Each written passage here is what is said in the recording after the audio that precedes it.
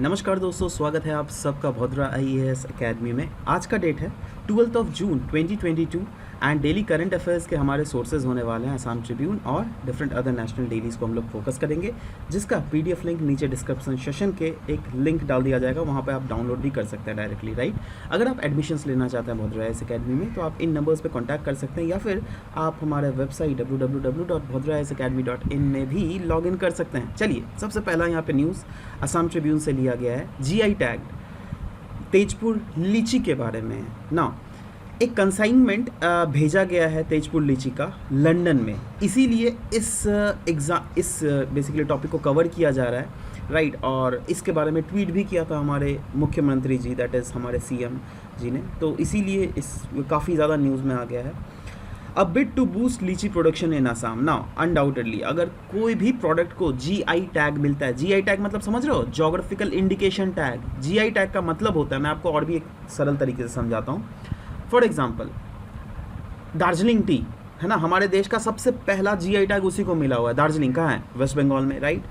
अब दार्जिलिंग में जो भी टी क्वालिटी उगती है ना, एक पर्टिकुलर टी क्वालिटी को बोला गया है एज अ दार्जिलिंग टी। मतलब अगर आप सेम टी, वही क्वालिटी का टी अगर असम में उगा रहे हो ना, बट स्टिल आप उस टी को एक्सपोर्ट नहीं कर सकते हैं out of India by the name of Darjeeling T, ठीक है। अगर आपको कोई भी अगर दार्जिलिंग टी को एक्सपोर्ट करना है कोई पर्टिकुलर सर्टेन क्वालिटी का, so that should be grown in that specific geographical region. इसीलिए तो इसका नाम पड़ता है ना जोग्राफिकल इंडिकेशन, है ना। ऐसे बहुत सारे अदर इंडिकेटर्स भी है, geographical indications, right. Of course हम लोग डिस्कस करेंगे, तो आपको पता चलना चाहिए दैट हाँ, कोई भी प्रोडक्ट को जोग्राफिकल इंडिकेशन टैग बिल्कुल मिल सकता है अगर वो कोई पर्टिकुलर जोग्राफी में geography in the sense that particular region में बहुत ज़्यादा उगाया जाता है या फिर उसको मैन्युफैक्चर किया जाता है उस रीजन में, ठीक है। बट अगर आप सेम प्रोडक्ट को मैन्युफैक्चर कर रहे हो different other part of India में, तो आप उसको बेच तो सकते हो, कोई रोक टोक नहीं है, बट आप उसके नाम को इस्तेमाल नहीं कर सकते हो, वो वाला नाम जो क्या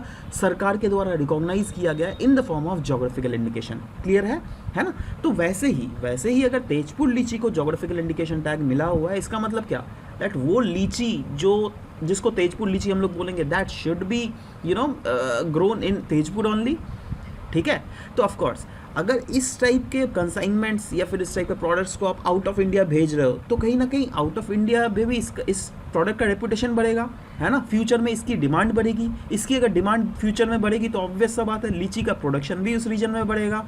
और जब हम तेजपुर लीची की बात कर रहे हैं तो ऑफकोर्स तेजपुर के रीजन में, ठीक है, तेजपुर लीची which have given geographical tag for the excellent quality. बहुत खूबसूरत क्वालिटी है, इसका फ्लेवर एक खा के देखिएगा, बहुत खूबसूरत है ना।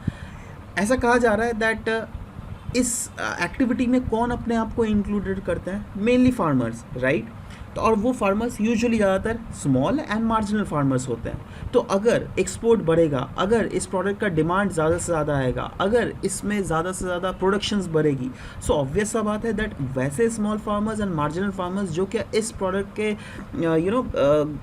ग्रोइंग फेजेस से इंक्लूडेड है, so they will also be getting benefited. क्यों? क्योंकि उन लोग को ज़्यादा पैसे मिलेंगे, ठीक है। अच्छा, अब इस वाले एक मैंने बेसिकली लिस्ट खोजा है दोस्तों आप लोगों के लिए, एंड ये लिस्ट ज़रूर से फॉलो कीजिएगा क्योंकि ये ऐसे लिस्ट है जहाँ पर वैसे सारे प्रोडक्ट जो कि असम से जोग्राफिकल टैग जिनको मिला हुआ है, राइट, वो सारे प्रोडक्ट्स इसमें हैं, जिसमें अगर मेनली देखिएगा एग्रीकल्चर प्रोडक्ट जो है ये मैक्सिमम एग्रीकल्चर प्रोडक्ट्स है। हैंडलूम भी है जैसे gamosa, right, muga silk of Assam, so इनके लोगों को भी बेसिकली मिला हुआ है आपका जाकर जोग्राफिकल इंडिकेशन टैग, ठीक है। तो ये सारे प्रोडक्ट्स है, एक ही कंपाइलेशन एक ही जगह में। ऑफ कोर्स अपने नोट कॉपी में लिख लीजिए, it will benefit you. Tezpur लीची, जोहा राइस, बोका चौल, देन काजी नींबू, है ना, देन कागजी लेबू, मैंने ये नींबू होता है, राइट, आपने शायद खाया होगा यार, ये काफ़ी ज़्यादा कहीं पे भी होटल में जाओ, ऑफ कोर्स घर में भी लोग खरीद के खाते ही हैं, है ना। तो ये सब है, ज़रूर से याद कर लीजिएगा, ठीक है। नेक्स्ट इंडियन एक्सप्रेस का दोस्तों न्यूज़ था जिसको आप exam utility point of view से GS1 सोसाइटी के टॉपिक से रिलेट कर सकते हैं। नाउ क्या था topic, basically prevention of misleading advertisement and endorsement of misleading advertisement 2002 के बारे में बोला गया है। क्यों? क्योंकि रिसेंटली गाइडलाइंस आए हैं for prevention of misleading advertisement and endorsement of misleading advertisement 2022, और इसको गाइडलाइंस को किसके द्वारा नोटिफाई किया गया है? डिपार्टमेंट ऑफ कंज्यूमर अफेयर्स के द्वारा ना। इसमें प्रोविजंस क्या क्या रखे, पहले तो बता देता हूँ मिसलीडिंग एडवर्टाइजमेंट ये है क्या। फॉर एग्जांपल देखिए, जैसे आप देखते होंगे ना, बर्गर का इस टाइप का एडवर्टाइजमेंट देता है, बट जब आप खरीदने जाइएगा ना तो आपको इस टाइप का कुछ मिलेगा, तो ये क्या हुआ, मिसलीड हो रहा है ना, लोगों को तो मिसलीड किया जा रहा है, ठीक है। मतलब ये एक जनरल एस्पेक्ट है मिसलीडिंग एडवर्टाइजमेंट का। नाउ अभी जो गाइडलाइंस आए हैं ना दोस्तों, ये एज सच बर्गर वर्गर के लिए है, बट एज सच चिल्ड्रन को फोकस करके गाइडलाइंस निकाले गए। वो हर एक गाइडलाइंस को एक एक करके पढ़ते हैं, ऑटोमेटिकली समझेंगे चीज़ें को, ठीक है। नाउ यहाँ पे बोला जा रहा है दैट जंक फूड की जो एडवर्टाइजमेंट की जाती है, जैसे चिप्स ले लो, कार्बोनेटेड बीवरेजेस, वही कोल्ड ड्रिंक्स के बारे में बोला जा रहा है, ठीक है, या फिर डिफरेंट अदर स्नैक्स या ड्रिंक्स, तो उसको बोला जा रहा है ना, they shall not be advertise during a programme जो कि बच्चों के लिए बना गया है। अगर सोचो कोई टीवी में प्रोग्राम चल रहा है और उसमें बच्चों के लिए वो प्रोग्राम है, ठीक है, तो उसमें आप इन जंक फूड्स के एडवर्टाइजमेंट को नहीं कर सकते हो। या फिर कोई एक ऐसा चैनल है कि जो कि सिर्फ और सिर्फ बच्चों के लिए बनाया जाता है, जैसे पोगो है ना, समझ जाते हो ना, तो पोगो में आप इस टाइप के उल्टे पुल्टे एडवर्टाइजमेंट्स नहीं डाल सकते हो, जंक फूड्स के, चिप्स के, कार्बोनेटेड ड्रिंक्स के, ठीक है, क्योंकि हमें डिस्करेज करना पड़ेगा इनको, दैट बच्चे इनको कंज्यूम ना करें, ठीक है। क्योंकि देखो इसके तो नेगेटिव इम्पैक्ट्स हम लोगों को पता है, ठीक है, तो बच्चों अगर पहले से ही उनके दिमाग में अगर ये फिक्स हो जाए ना, तो कभी कभी क्या होता है ना, दैट पेरेंट्स का बात वो लोग नहीं मानते हैं, है ना, रोने लग जाता है, नहीं नहीं मुझे वो चिप्स चाहिए, ये चाहिए, वो चाहिए। क्यों उन लोग को डिमांड होता है? क्योंकि ऑफकोर्स उनके माइंड को चेंज किया जाता है इन एडवर्टाइजमेंट कंपनीज़ के द्वारा, ठीक है, तो वो सब चीज़ मना किया जा रहा है। Anyways, next is it states an advertisement of any good product और सर्विसेज दैट एड्रेसेस और टारगेट्स चिल्ड्रन। ऐसे बहुत सारे प्रोडक्ट्स होते हैं ना जो कि बच्चों को टारगेट करके बनाया जाता है ना, तो उसमें बोला जा रहा है they shall not be such as to develop negative body image of children, है ना, मतलब बॉडी इमेज ऑफ चिल्ड्रन को जो है उसमें नेगेटिवली पोर्ट्रे हमें नहीं करेंगे, राइट, जिससे क्या बच्चों के दिमाग में एटलीस्ट नेगेटिविटी नहीं भरा जाए, ठीक है। Give any impression that such goods और प्रोडक्ट्स और services are better than natural या फिर ट्रेडिशनल फूड। ऐसा नहीं बोल सकते दैट हाँ ये प्रोडक्ट सबसे अच्छा है, ट्रेडिशनल फूड भी फेल है इसके सामने, या फिर नेचुरल फूड भी इसके सामने फेल है, नहीं नहीं नहीं नहीं। और वैसे प्रोडक्ट्स जो कि चिल्ड्रंस कंज्यूम कर रहे हैं स्पेसिफिकली, ठीक है, क्योंकि देखो हम लोग को अगर बड़ों को बोला जाए ना दैट चलो भाई ये है वो है, हम लोग समझ जाएंगे, चल भाई उल्लू बनाया जा रहा है हमें, है ना, बट बच्चे तो नहीं समझ पाते ना उस चीज़ को। इट स्टेट्स एनी एडवर्टाइजमेंट जो कि ऑफर करता है प्रोमोशनल गिफ्ट्स, जिससे बच्चों को परस्यूएट किया जाता है ना, जैसे हाँ इस प्रोडक्ट को खरीदो, इस सर्विस को खरीदो, तो उस प्रोडक्ट्स के बारे में बोल रहा है। अगर ऐसा कोई अगर आपको एडवर्टाइजमेंट दिखाना है जहाँ पर आप बच्चों को प्रोमोशनल गिफ्ट्स या फिर परसुएट करना चाहते हो चिल्ड्रन को, दैट इज़ हाँ ये वाला बिस्कुट खरीदो, इसके साथ ये वाला खिलौना फ्री, है ना, तो यहाँ पे बोला जा रहा है विदाउट नेसेसिटी और प्रोमोट्स इलॉजिकल कंज्यूमरिज्म।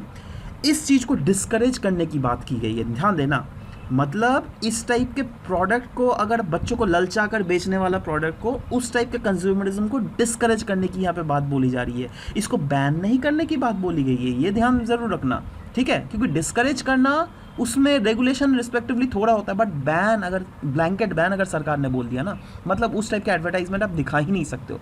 यहाँ पे बोला गया डिस्करेज करना, मतलब हाँ आप दिखा सकते हो but to an extent kind of, right. It also bars Indian citizen living abroad from endorsing such advertisements.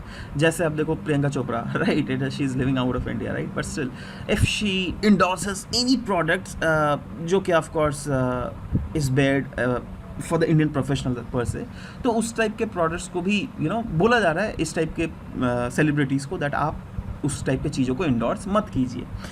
अच्छा, जो भी हमारे देश में कोई भी प्रोडक्ट को अगर आप इंडोर्स कर रहे हो तो आपको उसका मटेरियल कनेक्शन क्लियरली क्लोज करना पड़ेगा सरकार को, दैट इज़ हाँ मैं इससे पैसे कमा रहा हूँ, है ना, विद द इंडोर्स प्रोडक्ट और services and specified duties of manufacture services provide advertisement. जैसे अब देख लो रिसेंटली एक चला था ना वो बोलो जुबा केसरी वाला एड, है ना, जिसमें आई गेस अक्षय कुमार आए थे, ठीक है, तो अगेन वो किस नाम से उस चीज़ों को प्रमोट कर रहे हैं दैट हाँ वो इलायची का ब्रांड है, बट एक्चुअली वो क्या है, गुटखा वाला ब्रांड है, ठीक है, विमल इलायची, हाँ, इलायची भी बेचते हैं वो लोग, बट अलग चीज़ भी बेचते हैं जिससे उसके प्रोडक्ट को काफ़ी ज़्यादा फ़ायदा होता है। तो वही चीज़ बोला गया दैट आप इसके पीछे का खुद का इंटेंशंस ज़रूर से बतला देना है आपको। एनीवेज, नेक्स्ट पढ़ते हैं दोस्तों पब्लिक फाइनेंशियल मैनेजमेंट सिस्टम के रिलेटेड, राइट। ये एक सिंगल नोडल एजेंसी, एक डैशबोर्ड है बेसिकली।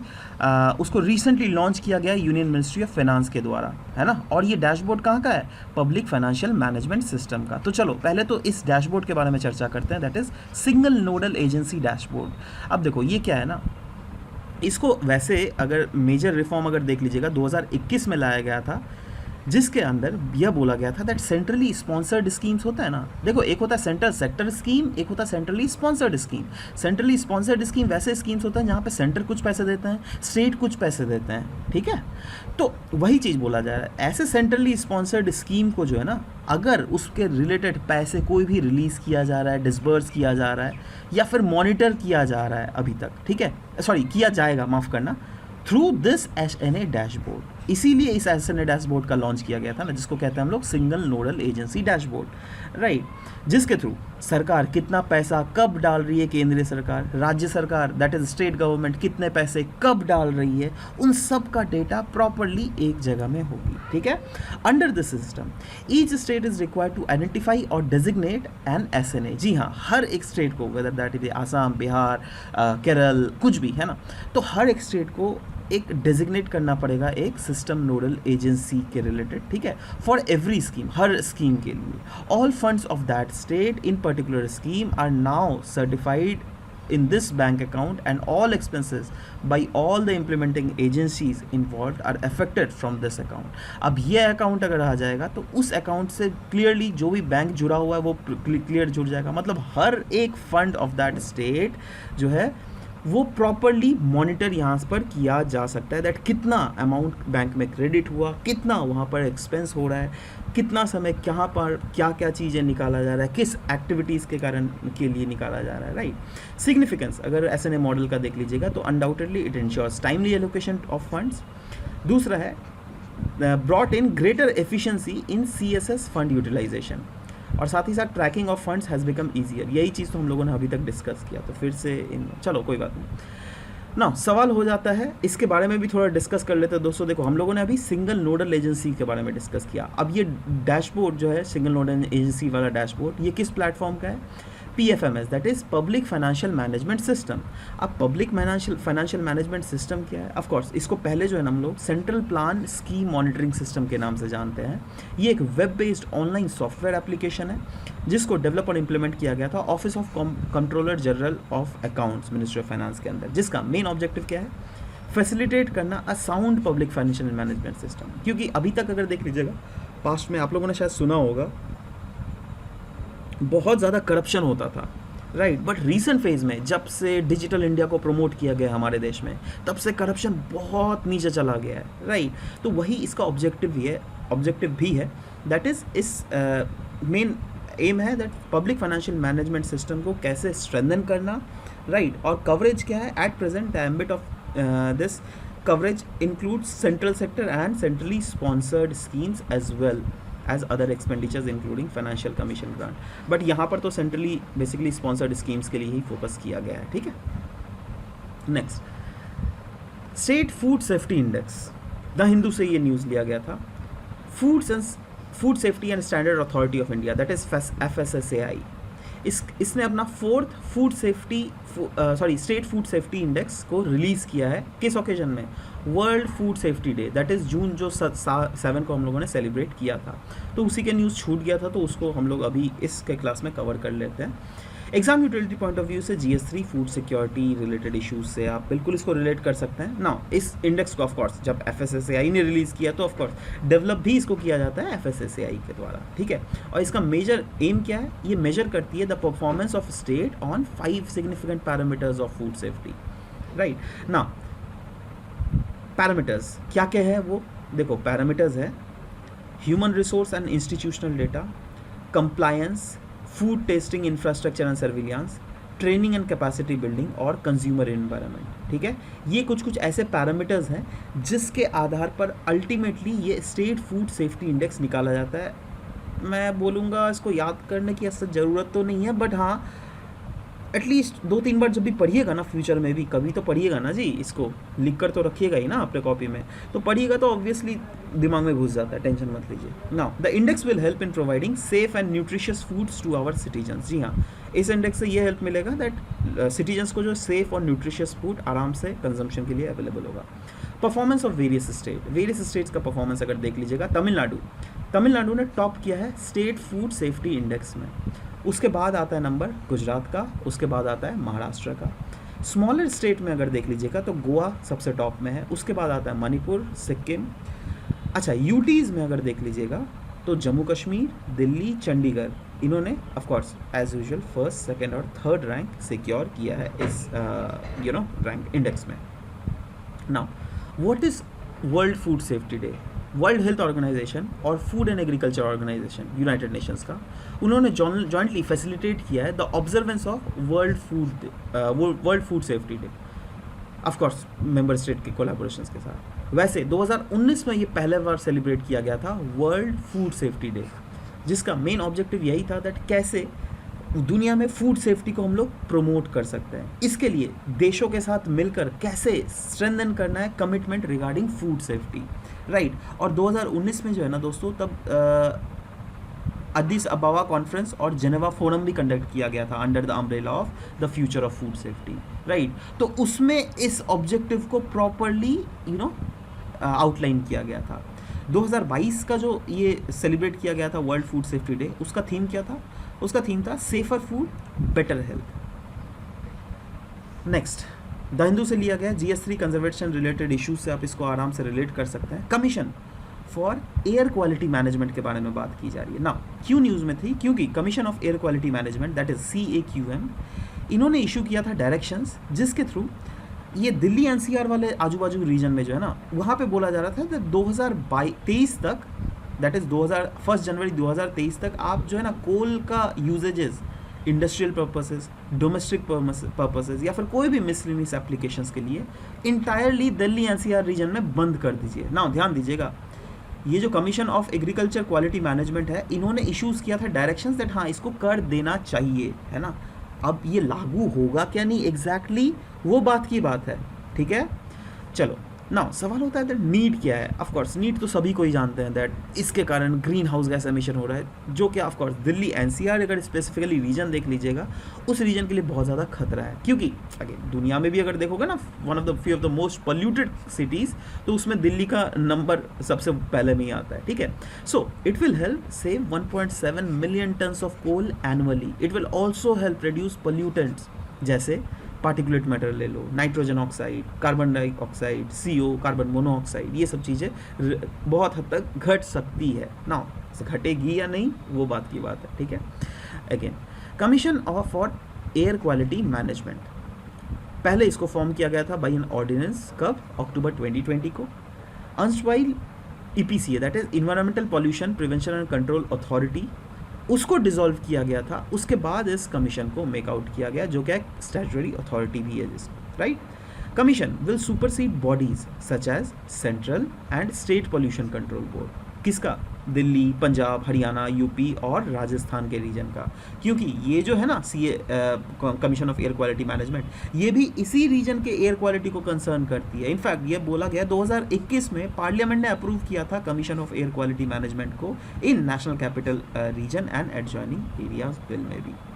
कंपोजिशन क्या क्या है ये शायद ही इतना भीतर में पूछते हैं, बट स्टिल आप देख लीजिए दैट चेयरपर्सन जो है ना, टू बी ये एक गवर्नमेंट ऑफिशियल जिनका रैंक सेक्रेटरी या फिर चीफ सेक्रेटरी के लेवल का हो, वो इसमें चेयर कर सकते हैं। चेयरपर्सन जो है इस पोस्ट को 3 साल के लिए होल्ड कर सकते हैं, या फिर जब तक वो 70 साल के नहीं हो जाता है तब तक वो होल्ड कर सकते हैं। It will have members from several ministries as well as representatives from the stakeholders state. It will have experts from central pollution control board, in fact ISRO से एंड सिविल सोसाइटी ऑर्गेनाइजेशंस, मतलब ऐसा नहीं है that सिर्फ technical organisation से ही इसके members होंगे या फिर एक्सपर्ट्स होंगे। सिविल सोसाइटी के वैसे लोग जो क्या एयर क्वालिटी के रिलेटेड बहुत ज़्यादा रिसर्च किया है, या फिर प्रोफेसर्स बड़े बड़े होते हैं ना, तो उनको भी ज़रूर इंक्लूड इसमें किया जाएगा। इसकी पावर और फंक्शन क्या क्या है वो भी देख लेते हैं। देखो, ये इशू कर सकता है direction to all the state government, है ना, एयर पॉल्यूशन के रिलेटेड। यही नहीं, अगर कोई कंप्लेन आता है तो वो कंप्लेंट्स भी ये ऑर्गेनाइजेशन इंटरटेन कर सकती है, और वो कंप्लेन होना चाहिए क्या, क्वालिटी ऑफ एयर को इम्प्रूव करने के related, right, in NCR and of course adjoining areas. It will also lay down parameters for control of air pollution. जी हाँ, इसमें जो वैसे भी पैरामीटर्स क्लियरली मेंशन रहेंगे जिससे एयर पॉल्यूशन को प्रॉपर्ली कंट्रोल किया जा सके। It will also be in charge of identifying violators, monitor factories या फिर इंडस्ट्रीज़, मतलब सोचो कोई ऐसी ऑर्गेनाइजेशंस या फैक्ट्रीज़ या फिर इंडस्ट्रीज़ जो क्या वॉयलेट कर रही है, तो उनको प्रॉपरली मॉनिटर करना का भी काम इनका है, ये भी कर सकता है। नहीं, it will also have the powers to overrule the directives issued by state government in the region that may be in the violation of pollution norm. सोचो राजस्थान ने कुछ ऐसा दे दिया, आई मीन एयर पॉल्यूशन के related, जो क्या which is against the standard protocols, right, for the saving of air pollution, तो उसके खिलाफ भी जा सकती है, उसके उन डायरेक्टिव्स को ओवर रूल करने का भी पावर है, इतना ज़्यादा पावर है, ठीक है। एनीवेज, नेक्स्ट दोस्तों, Australia India water security initiative के रिलेटेड यहाँ पे न्यूज़ है। Ministry of housing and urban affairs और गवर्नमेंट ऑफ ऑस्ट्रेलिया ने एक मेमोरेंडम ऑफ अंडरस्टैंडिंग साइन किया है टेक्निकल कोऑपरेशन के related in urban water management. अब देखो, ये दोनों ऐसे देश हैं जहाँ पर ऑफ कोर्स अर्बनाइजेशन तो हर रीजन में बढ़ रहा है, बट इंडिया में भी बहुत ताबड़तोड़ तरीके से अर्बनाइजेशन बढ़ रहा है, ठीक है। अब इसमें MOU साइन करने का, ये तो इन जनरल चीज़ मैं बता देता हूँ, ठीक है। MOU, मेमोरेंडम ऑफ अंडरस्टैंडिंग, कभी भी अगर कोई दो देश या फिर दो ऑर्गेनाइजेशन के बीच में साइन होती है, तो इसका मतलब यह नहीं दैट हाँ ये अगर साइन हो गया तो हाँ फ्यूचर में एकदम कंपल्शन है दैट हाँ करना ही पड़ेगा, नहीं। MOU मतलब हाँ अंडरस्टैंडिंग, पहले MOU साइन होता है, उसके बाद दो देशों के ऑफिशियल्स एक साथ बैठेंगे टेबल चेयर में, उसके बाद कोई पर्टिकुलर कानून पास होता है, ठीक है। तो MOU is just a formality आप बोल सकते हो, ठीक है। बट एनीवेज, ये भी मतलब एक बहुत इंपॉर्टेंट बेंचमार्क आप बोल सकते हो, ठीक है, इन फ्यूचर कॉपरेशन सेक्टर, ठीक है। तो anyways, ministry of housing and urban affairs India से और गवर्नमेंट ऑफ ऑस्ट्रेलिया, इन दोनों ने साइन किया यह MOU। नाउ इसका सिग्निफिकेंस क्या है? अनडाउटेडली इंडिया और ऑस्ट्रेलिया, इन दोनों देश अपने एक दूसरे के साथ जो है टेक्नोलॉजिकल एडवांसमेंट जो भी इन्होंने गेन किया है ना in sector of urban water security, सोचो ऑस्ट्रेलिया के पास बहुत ज़्यादा है टेक्निकल नो हाउ, ठीक है, तो वो इंडिया के साथ शेयर करेगी, या फिर इंडिया के साथ भी कुछ सेक्टर में होगा तो वो ऑस्ट्रेलिया के साथ शेयर करेगी, समझ लो। तो it will promote exchange of learning. Of course India ने जो आज तक लर्न किया है या फिर ऑस्ट्रेलिया ने जो आज तक लर्न किया है of course related to water security management, वो चीज़ एक दूसरे के साथ शेयर किया जाएगा। तो इससे क्या होगा, बेस्ट प्रैक्टिसेस हमें सीखने को मिलेंगी और कैपेसिटी बिल्डिंग्स इनडायरेक्टली होंगी दोनों देशों के बीच में। It will also help promote cooperation दोनों देशों के बीच में under the Australia India water security initiative, that is AIWASI। उसके बारे में फिर से इन्हांसली बोला गया है। AIWASI है क्या? ये एक प्रोजेक्ट है under south Asian water security initiative. ध्यान रखिएगा, ये आपको MCQs में भी पूछा जा सकता है, इसलिए इस टाइप के फैक्चुअल चीज़ें याद रखिए, ठीक है। किसके under the department of foreign affairs and trade. इसका मेन एम है to work towards water sensitive city vision, जो क्या बेस होता है on the holistic management of integrated water cycle. It will undertake investment जो क्या प्रोवाइड करेगा urban water services, जो फर्दर जिससे सपोर्ट किया जा सकता है डिसएडवांटेजेस कम्युनिटीज़ को। इनफैक्ट इंडिया में ऑफ कोर्स बहुत ज़्यादा है यार, क्योंकि ऐसे बहुत सारे डिसएडवांटेजेस कम्युनिटीज़ हैं इंडिया में जिनके पास रिलायबल वाटर, सेफ वाटर और सैनिटेशंस की प्रॉपर फैसिलिटीज़ नहीं है, ठीक है। तो अनडाउटेडली इस ऑर्गेनाइजेशंस के थ्रू इन्वेस्टमेंट भी सपोर्ट किया जाएगा अगर उस इन्वेस्टमेंट के द्वारा कुछ ऐसे इंफ्रास्ट्रक्चर बिल्डअप किया जा सके जिससे इन कम्युनिटीज़ को फ़ायदा हो सके। AIWASI project is also a living laboratory with multiple educational, social and environmental benefits, जैसे वाटर लिटरेसी इससे द्वारा फैलेगा स्टूडेंट्स के प्रति, राइट। कम्युनिटीज़ भी जानेंगी इससे रिलेटेड, है ना, ग्रीन स्पेसेस के क्रिएशंस के बारे में, उसके इम्पोर्टेंस के बारे में, ये सब कुछ चीज़ें जो है ना इसके थ्रू बेसिकली रिवील किया जाएगा। तो ऑफ कोर्स इसीलिए इसको लिविंग लेबोरेटरी भी बोला गया है। नेक्स्ट द हिंदू से लिया गया दोस्तों ये regarding biotechnology industry research assistance council, that is BIRAC। क्यों न्यूज़ में था? क्योंकि देखो BIRAC that is biotechnology industrial research assistant council का 10 ईयर को सेलिब्रेट करने के लिए, मतलब जब लॉन्च हुआ था, ठीक है, इसीलिए इसको सेलिब्रेट करने के लिए बेसिकली अभी ये न्यूज़ में है। और अभी का जो थीम था इस साल का 2022 का, वो था बायोटेक स्टार्टअप इनोवेशन टुवर्ड्स आत्मनिर्भर Bharat. Exam utility prelims perspective सब बहुत हद तक इसको इंक्लूड कर सकते हैं, बट कभी भी अगर make in India, skill India, इस सब के रिलेटेड भी क्वेश्चंस आता है तो उसके भी आप फोल्डर पॉइंट जो है मेंस के आंसर्स में बिल्कुल इंक्लूड किया जा सकता है। BIRAC, biotechnology industry research assistance council, ये एक non for profit public sector enterprise है जिसको सेटअप किया गया है बाई डिपार्टमेंट ऑफ बायोटेक्नोलॉजी, जिसका मेन ऑब्जेक्टिव क्या है? मेन ऑब्जेक्टिव यही है दैट बायोटेक इंटरप्राइजेस जो देश में उभर रही हैं, बायोटेक स्टार्टअप्स जो देश में उभर रही हैं, कैसे उनको स्ट्रेंथन करना है, कैसे उनको एम्पावर करना है, जिससे आने वाले समय में वह strategic research and innovation sector में और भी ज़्यादा आगे बढ़ सके, राइट। तो इसके फंक्शंस क्या क्या है? इसके फंक्शंस है दैट ये प्रोवाइड करता है access to risk capital through targeted funding, पहली बात तो। दूसरा है there is a technology transfer, right. दूसरा IP management and hand holding schemes भी प्रोवाइड किए जाते हैं जिससे इनोवेशन लाया जा सके इस पूरे बायोटेक्नोलॉजी सेक्टर को, और ऑफ कोर्स इस हमारे देश के बायोटेक्नोलॉजी सेक्टर को दुनिया भर में ग्लोबली कॉम्पिटिटिव कैसे किया जा सके। नेक्स्ट दोस्तों एक छोटा सा न्यूज़ था, वैसे तो ये पास्ट न्यूज़ है बट अभी न्यूज़पेपर में था, so that's why I thought of discussing it with you. Asia का पहला ऐसा कंट्री जिन्होंने डीक्रिमिनलाइज कर दिया कैनबिस को, वो कौन है? वो है Thailand. Thailand has become the first country in Asia, in fact south east Asia भी अगर स्पेसिफिक बोला जाए तो, जिन्होंने मारिजुआना को डीक्रिमिनलाइज कर दिया, जिसको कैनबिस भी कहते हैं। It has decriminalised marijuana with the aim of boosting its agriculture and tourism sector, है ना।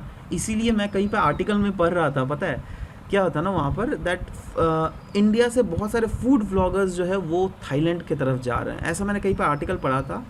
और शायद उनको ऑफकोर्स थाईलैंड की गवर्नमेंट फंडिंग कर रही है, और उनके फूड ब्लॉगर्स क्या कर रहे हैं, यूट्यूब में दिखा रहे हैं दैट देखो भाई यहाँ पर मारिजुआना लीगल हो गया, कैनबिस लीगल हो गया, और आप इसको सेवन यहाँ पर आकर कर सकते हो। समझ लो, मतलब इनडायरेक्टली वो लोग भी इंडिया की जनता को बोल रहे हैं आप जाओ वहाँ पर जाके नशा करो, है ना। और इसको फंडिंग कौन कर रहा है? एज सच कोई भी लीगल हमारे पास कोई ऑथेंटिक सपोर्ट नहीं है दैट हाँ government of Thailand he funding कर रही है, कौन कर रही है। बट हाँ, क्योंकि उनका एम ही है इससे दैट टूरिज़्म को सेक्टर को प्रमोट करना, तो हाँ आप कहीं ना कहीं तो इसमें ओल झलोल ज़रूर है। चलो हम लोग को वो सब जानने की ज़रूरत नहीं है, बट यहाँ पे ये बोला गया, चलो और तो कुछ इम्पोर्टेंट नहीं है, बट हाँ 2018 में लेकिन कनाडा ने भी ऐसा लीगलाइज़ किया था, रिक्रिएशनल यूज़ ऑफ कैनबिस को लीगलाइज़ कर दिया था वहाँ पर, ठीक है। तो ये भी चीज़ें याद रखना, मतलब जो भी वेस्टर्न वर्ल्ड्स के थ्रू आती है। तो anyways this was all about the discussion. कल के MCQs जो हम लोग देख लेते हैं, बट एक चीज़ कल के MCQ में जो बहुत बड़ा गलती हो गया था ना, सॉरी हाँ कल जो MCQ हम लोग डिस्कस कर रहे थे, मतलब ये MCQ परसों पूछा गया था बिम्स्टेक के रिलेटेड।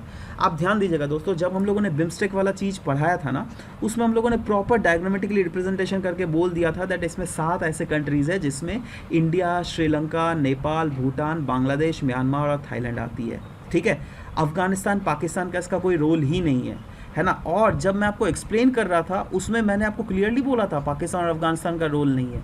बट मालदीव्स, मेरा दिमाग से पता नहीं क्या एक्चुअली, देखो क्या हो रहा था ना, उस दिन मैं एक आर्टिकल, बहुत सारे आर्टिकल्स पढ़ रहा था इंडिया और मालदीव्स के रिलेशंस के रिलेटेड, ठीक है। इंडिया के मालदीव्स के रिलेशंस, क्योंकि मेरे को एक आर्टिकल आपके लिए प्रेजेंट करना था, ठीक है। वो ऑफकोर्स मेरा इंटरनल, हम लोग का इंटरनल प्रोजेक्ट, तो we were doing that, but इतना ज़्यादा मालदीव्स दिमाग में चढ़ा हुआ था दैट मैंने आपको गलती में ये बोल दिया दैट हाँ मालदीव्स। और देखो ये चीज़ एक्चुअली क्या है ना, दैट यहाँ पर भी मिसप्रिंट हो गया था, नन ऑफ द अबव की जगह ऑल ऑफ द अबव कर दिया था, तो इसमें बहुत बड़ा मिस्टेक हो गया था, माफ़ करना, है ना। And this question is all together wrong, but हाँ अगर यहाँ पे नन ऑफ द अबव रहता so that would have been correct, है ना। अगर यहाँ पे नन ऑफ द अबव, ठीक है, समझ जाओ। चलो कल के क्वेश्चंस देख लेते हैं दोस्तों, है ना। कल हमने पूछा था UNCTAD, इसके रिलेटेड जो आर्टिकल्स भी डिस्कस किए थे, वो बहुत सारे रिपोर्ट्स निकालते हैं, तो 4 रिपोर्ट्स के बारे में दी गई थी और इन चारों रिपोर्ट्स को हम लोगों ने प्रॉपर्ली कवरेज भी किया था। तो जी हाँ, इन चारों के चारों रिपोर्ट्स जो है UNCTAD के द्वारा निकाला जाता है, और यही क्वेश्चन था दैट बताइए इनमें से कितने सारे रिपोर्ट्स निकाला जाता है, तो all of the above will be the correct answer, ठीक है। Next, consider the following statement, IAEA was set up at the World's Atom for Peace Organization 1957, बिल्कुल सही था। दूसरा था ये रिपोर्ट करता है यूनाइटेड नेशंस जनरल असेंबली और सिक्योरिटी काउंसिल को, ये भी हम लोगों ने डिस्कस किया था। करेक्ट आपको पूछ रहा है तो दोनों के दोनों क्योंकि करेक्ट है तो C will be the correct answer.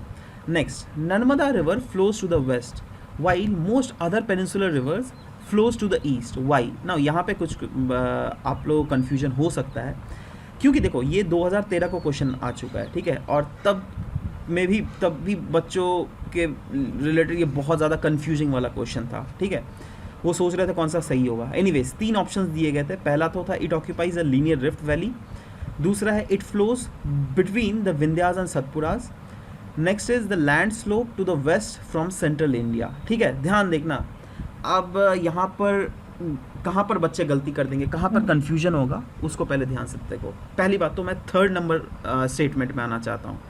Third number statement में बोल रहा है land slope to the west from central India, ये एक जनरलिस्टिक स्टेटमेंट दिया हुआ है। आप बताइए ना, क्या सेंट्रल इंडिया से लैंड क्या वेस्ट डायरेक्शन में स्लोप करता है, क्या ईस्ट डायरेक्शन में स्लोप करता है? इसीलिए तो maximum river Bay of Bengal में गिरती है ना। तो ये तो फैक्चुअली इनकरेक्ट ही हो गया भाई। 3 तो हटा ही दो, 3 अगर हटा दिए तो आपका ये वाला और ये वाला तो गया, है ना। कॉमन सेंस देखो, यही है यूपीएससी एक आपको एलिमिनेशन के लिए देगा मौका, दैट लो भाई मैंने एलिमिनेशन तुमको दे दिया। अब बाकी जो 2 ऑप्शंस में है इसमें आप एक वाइल्ड गेस तो नहीं, स्मार्ट गेस लगा के आंसर करो, ठीक है। नाउ आपको यहाँ पर दोनों के दोनों ऑप्शंस बिल्कुल सही लगेंगे, ठीक है। माफ़ करना, कहाँ गया, हाँ यहाँ पे दैट इज ऑप्शन 1 भी आपको सही लगेगा, ऑप्शन 2 भी सही लगेगा, क्योंकि ऑफ कोर्स यस फैक्चुअली बिल्कुल सही है that it occupies a linear rift valley and it flows between Vindhyas and Satpuras, but since it flows between Vindhyas and Satpuras it is not the primary condition that जो क्वेश्चन में पूछा गया that Narmada river flows to the west while most of the other peninsular river flows to the east। तो क्या इस चीज़ को यह 100% satisfy करता है? वो नहीं करता है, राइट। बट जी हाँ, ये लीनियर रिफ्ट वैली के थ्रू गुजरता है, और लीनियर रिफ्ट वैली के एनसीईआरटीज़ में भी मेंशन है दैट उसके डायरेक्शन में यह वेस्ट के तरफ फ्लो करता है। ये कहीं ना कहीं ऑटोमेटिकली ट्रू हो जाता है, ठीक है। बट वही है ना दैट क्वेश्चन का टाइप ही ऐसा पूछा है ना, जिसमें ऑफ कोर्स या तो ये सही है या तो ये सही है, बट क्योंकि हमें एक मिला हुआ है दैट हाँ ये ऑप्शन बिल्कुल सही है, तो of course we will go with 1। और इसका यूपीएससी का अगर ऑफिशियल आंसर की देखिएगा उसमें भी ऑप्शन 1 ही सही था, ठीक है। चलो नेक्स्ट, तो ओवरऑल अगर सीक्वेंस देख लीजिएगा, DCA was the correct answer, ठीक है। परी कश्यप ने लास्ट वाला आंसर नहीं दिया, बट एनीवेज पहला 2 ऑप्शन आपका बिल्कुल सही है। दीपिका का दोनों सही है, प्रियंका का सही है। हसल बसल, हाँ इन्होंने भी ये पॉइंट आउट किया था sir Maldives is not a part of BIMSTEC. जी हाँ, एब्सोल्युटली मैंने तो आपको रीज़न बता ही दिया दैट उस दिन मालदीव्स के रिलेटेड एक आर्टिकल, बहुत ज़्यादा आर्टिकल एक्चुअली मैंने पढ़ लिया था, right, of course foreign policies के रिलेटेड, ठीक है। तो इसीलिए कुछ ज़्यादा ही दिमाग में मालदीव्स घूम रहा था, है ना। चलो बट हाँ I agree that was a fault from our side, right?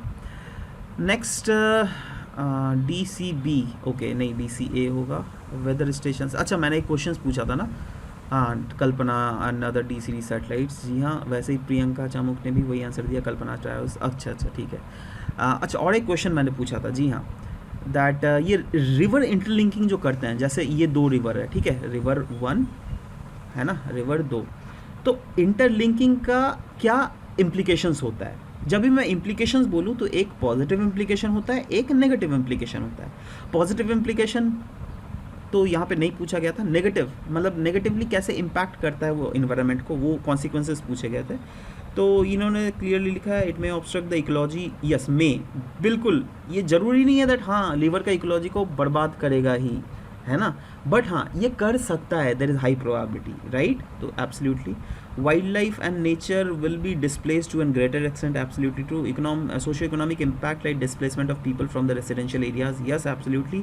Government will have more expenditure, of course expenditure तो होगा ही, बट आप और भी एक एस्पेक्ट लिख सकते हो दैट जैसे आपने यहाँ पे लिखा ना it may obstruct the ecology of river, वैसे भी आप और एक मैं आपको पॉइंट देता हूँ, आप लिख सकते हो जस्ट फॉर एग्जांपल सोच लो यहाँ पे बहुत ज़्यादा पानी का फ्लो हो रहा है, ठीक है, और अचानक से पानी का फ्लो घट गया है, राइट।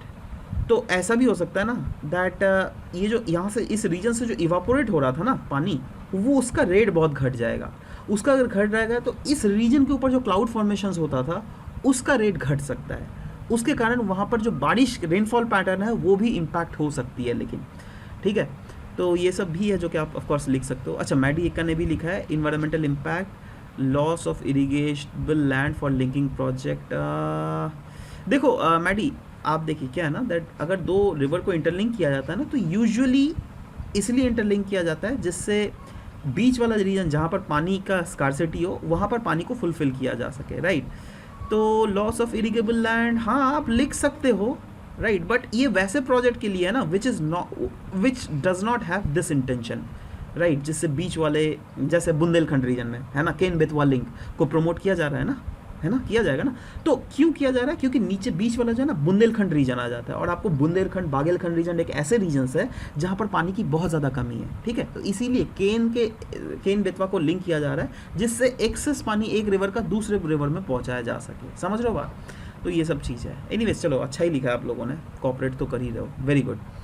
नेक्स्ट आज का क्वेश्चन है दोस्तों, कंसिडर द फॉलोइंग स्टेटमेंट। दो स्टेटमेंट दिए गए। पहला है single nodal agency dashboard was launched in the year 2011। दूसरा है पब्लिक फाइनेंशियल मैनेजमेंट सिस्टम, ये एक web based online software application है जिसको डेवलप और इम्प्लीमेंट किया गया है by office of controller general of accounts, ministry of finance के द्वारा। आपको बताना है इनमें से कौन सा करेक्ट स्टेटमेंट है। 1 only, 2 only, both 1 and 2, neither 1 not 2।